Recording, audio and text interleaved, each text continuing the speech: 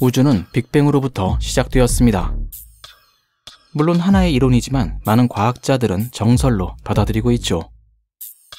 그만큼 빅뱅을 지지하고 있는 증거들이 많이 발견되었기 때문입니다.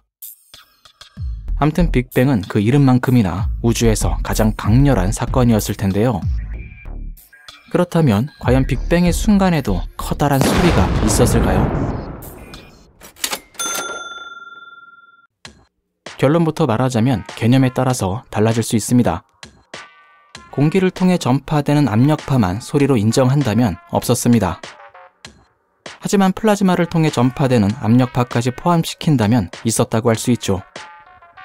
사실 극초기의 우주는 기체가 아니라 플라즈마로 가득 차 있는 상태였습니다.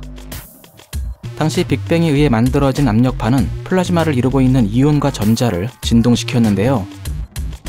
이렇게 진동된 이온과 전자는 우리가 알고 있는 음파와는 약간 다른 형태의 음파를 만들어냈습니다. 이렇게 플라즈마를 매개로 하는 음파를 가리켜 이온 음파라고 합니다.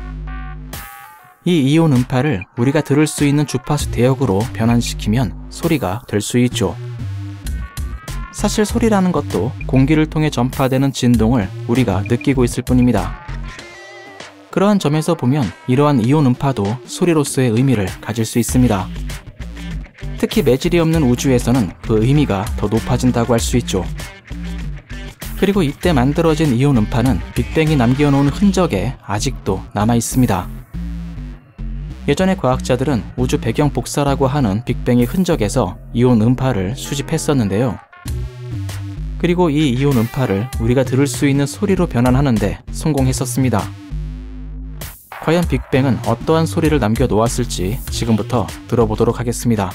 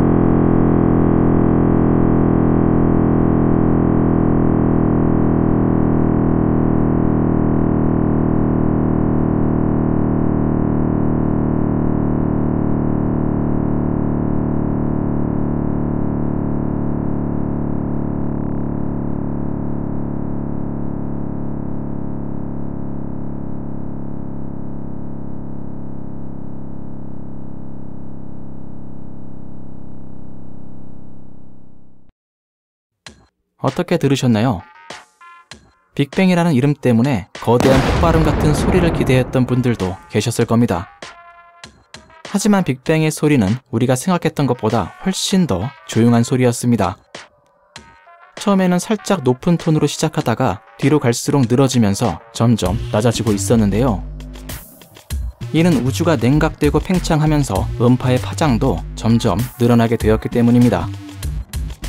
그런데 사실 이 소리는 원본 음파를 100셉틸리온 배로 증폭시켜서 만들어낸 소리입니다. 참고로 100셉틸리온은 우리말로 100자라고 하며 100 뒤에 24개의 0이 붙습니다. 소리를 이렇게까지 증폭시킨 이유는 이 음파가 우리의 청각으로 들을 수 없을 정도로 극히 낮았기 때문이죠. 아무튼 빅뱅이 만들어낸 음파는 그 이름과 어울리지 않는 소리를 들려주고 있었습니다. 앞에서 설명했듯이 이 소리는 빅뱅이 만든 진짜 소리는 아닙니다.